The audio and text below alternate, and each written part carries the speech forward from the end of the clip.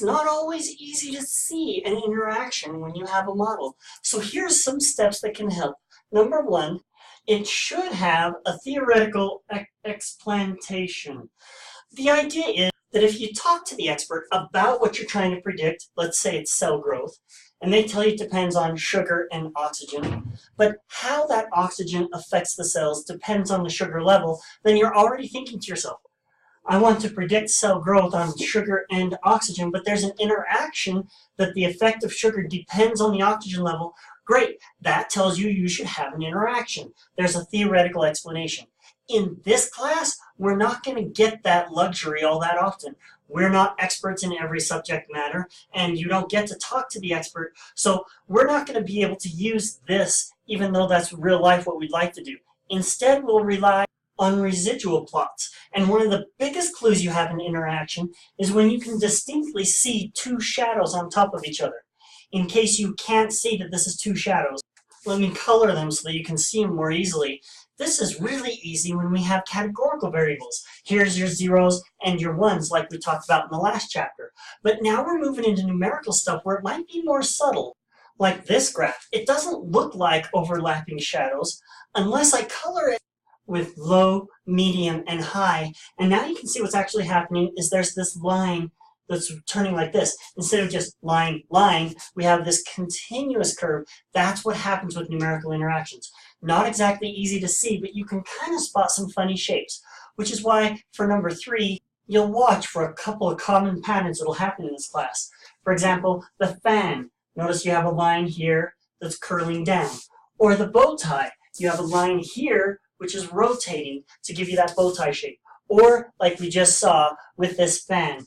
Now, I tried to color it black, blue, and red, but to do it really justice, I would have to have dark red slowly fading into light red, which I'm not a skilled enough artist, and it's not like the video has good enough graphics to really show it anyway.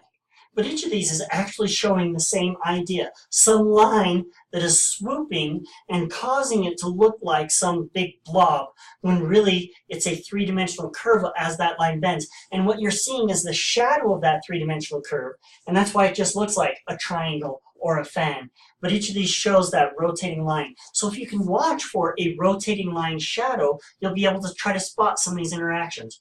But every time you think you know every way it can show up, there's always some weird new thing.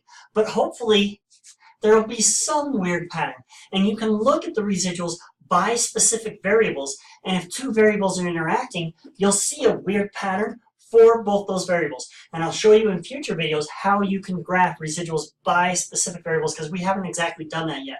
But it's a really powerful tool because of this step 4 right here, being able to see a similar pattern between two variables. Now, one thing we have talked a lot about is using a color variable, and that works really well with categorical stuff. With numerical stuff, sometimes it's a little tougher because if you've got 70 different numerical values, then you'll have 70 different colors that can be hard to see. But there are ways that we can try to look at the different colors, and if that doesn't work, you might just try an interaction because there's two variables that don't seem to be fitting well. And I realize that's sort of like saying, I heard a bump in the night, maybe it's a thief. Yeah, most of the time it's probably not. But it's easy to throw it in the model, and then you can kind of check whether it's right or not. Which is why the last rule says, just throw in interactions. And if you find a small p-value, you'll say, hey, I guess I found one. Now, there are some risks to that. It's called fishing. And if you poke around long enough looking for some interactions, you'll find some that happened just by luck. They're not actually real interactions in the data.